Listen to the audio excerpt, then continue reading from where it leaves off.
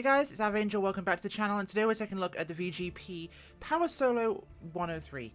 This thing is based on the plane, or prototype I should say, built by real company Just Aircraft and the creator of the famous Superstall.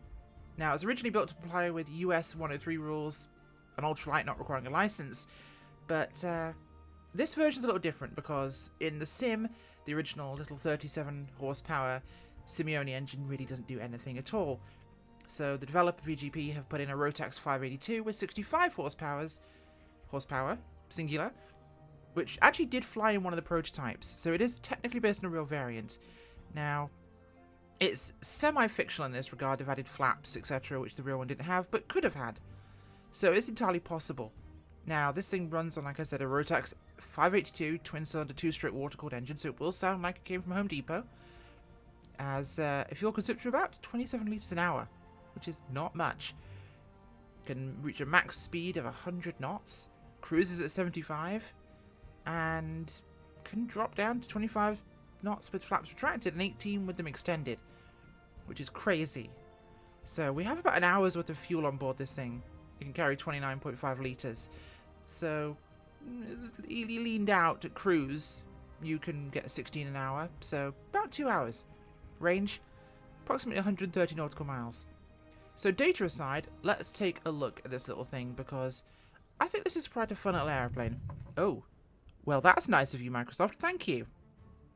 As it reconnects. Thank you for such a stable simulator platform. I digress. So of course we have a tail dragger ultra lightweight frame here, which is more akin with a go-kart than an aeroplane. A couple little saddlebags at the back there in case you wanted to bring anything with you, like a packed lunch. It's tiny. Basically wings, an engine, and some wheels. But in a configuration not really seen often in ultralights, and the tiny little windshield there is basically a strip. You're hanging mostly out of the aeroplane. So, ultralight it is indeed, and it does of course run those nice big squishy bush tyres. Comes with 4 various liveries in green, blue, red, and orange. So you have some nice options there. So we have our fuel down here, I believe is one of these. That's our flaps. That's our throttle. Here's our fuel. That is open. So it should be a simple case.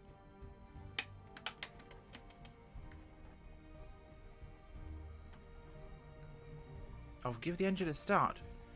There we go. Oh, let's remember we have brakes we should probably stand on, as I try to reach to get those because my chair's too far back. Okay, those are all knocked on. So the instruments are very simple here. We have got mixture control, we have got landing lights, that's about it. We have our ignition there, and we have the starter, of course. Aircraft is incredibly simple otherwise. Texture quality is, for what this is, fine. It's metal tube frame. Now, I would have maybe liked a little bit higher texture resolution on the instruments and on the forward panel. Little hard to read, but in terms of simplicity, we're not going to be flying this thing looking at the instrument panel. We're going to be looking out the window. And engine sound isn't terrible. So let's take her out and see what she can do. This is a very weird flying experience, actually. Very visceral. You can see so much here. As we really have a very tight turning circle there, which is surprising as I'm giving it full rudder pedal. Now, do we actually have a steering tail wheel? That's a good question. Let's turn her around here. We shouldn't need a lot of room. We're going to take off clean with no flaps for this first run, and we'll see how she behaves. It's, again, very tight there as it runs to the end of its run up. Okay, let's give it some gas. And we're already up. And we're away. That was incredibly simple. As we lift off from Quattam River here in British Columbia, we're already up in the air. Engine sound is not as throaty as the other the Aerolite ultralight that's out already. It's a little bit nicer, I think. A little bit less offensive to the ear. Kind of quiet though, I will give it that. But the aircraft is insanely simple. Look at this. There's our seatbelts, saddlebags, which I don't think you can reach in flight. And essentially a chair. 2 sticks. This is all we've got. So, she is a very simple little plane. And honestly one I quite enjoy. We'll come back in for a touch and go and see how this behaves. So our airport is back there. We'll have to look out for the bears on approach. This is a freeware scenery I've linked in the past, so feel free to check that out if you're interested. We'll give this a proper little rolling test. We'll give it a bit of a punch around, see how she wants to behave like this. Chuck in a notch of flaps. How much flaps have we got? One stage. Okay. So we should be able to drop down to 18 knots with this. Whoa, hello. Just give myself some rudder there. Straighten her up. Now, we should be able to drop the speed down here. We're about 20 knots nearly, so we're approaching our kind of stall speed. So we'll just use power to keep the aircraft in the air long enough as we want it, but allow it to drift down. And it does feel a bit like a helicopter, this aircraft. A very weird helicopter. Oh, there we go. That's our stall horn. We dropped a little low. We'll keep some power on it here. With the nose up, I'll be able to basically hold it here at 20, and with a strongish breeze, you could literally hover this aircraft. In fact, that would be a good test. Alright. Let's bring her down here. Let's use pitch to basically control our approach. Drop the nose down a little bit. There we go. Yep, stall horn gives me 5 knots leeway.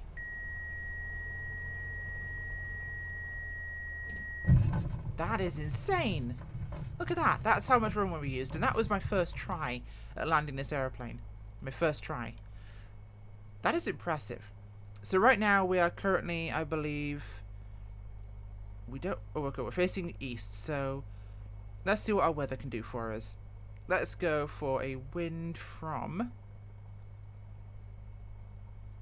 Add wind layer at ground level. Let's say speed of... That's a lot. Oh, percent. Okay, so let's go to knots 20.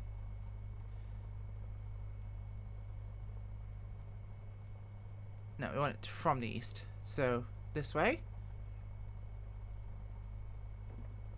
We should be able to take off like that. Put that to 100 for us.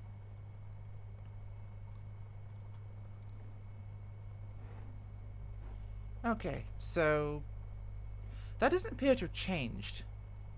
Let me just tweak that again real quick. No, it's reset itself. Okay, that's this wind layer here. No, we want it that way. That's about where we want it. Okay. Yeah, go for that. Okay. The wind does not seem to want to behave with us today. We were trying, but I have not really messed with the wind, creating wind layers and conditions in 2020 that often.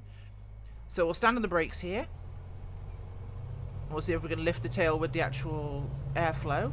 We can. And we're already up. In no time at all, the aircraft's climbing out for us here, so we'll clean up the flaps. And we'll just hold it here at the bite point and lift her out. Nice and easy. So this thing is tiny. Absolutely minuscule. Dinky little aeroplane that's barely there, but honestly, it's kind of a blast to fly.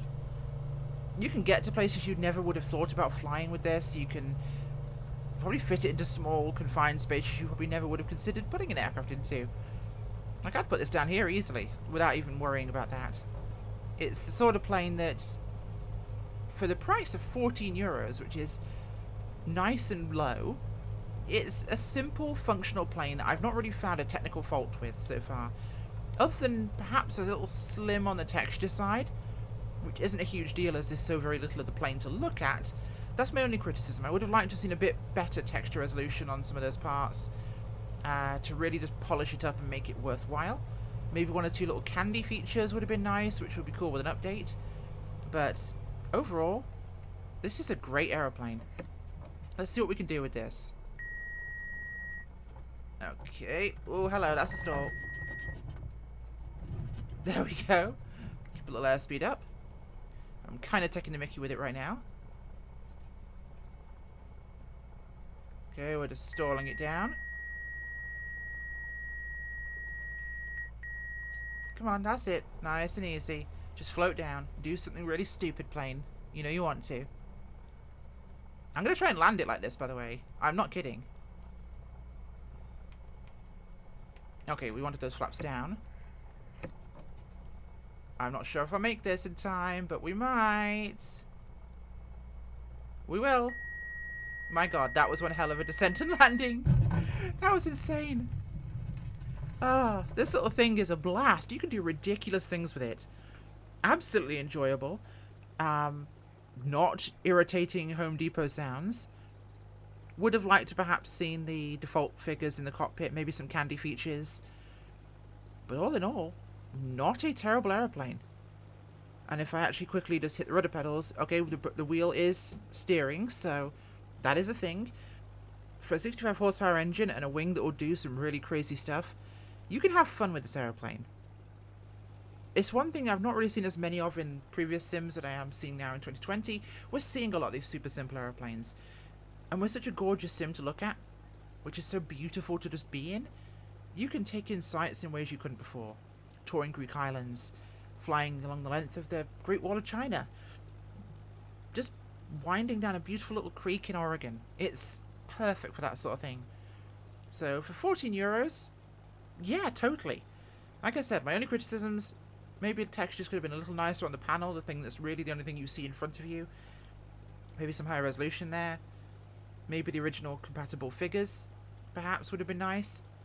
Although I could see why a helmet would be a good idea. Makes it more generic, it also saves effort. And otherwise, maybe some candy features.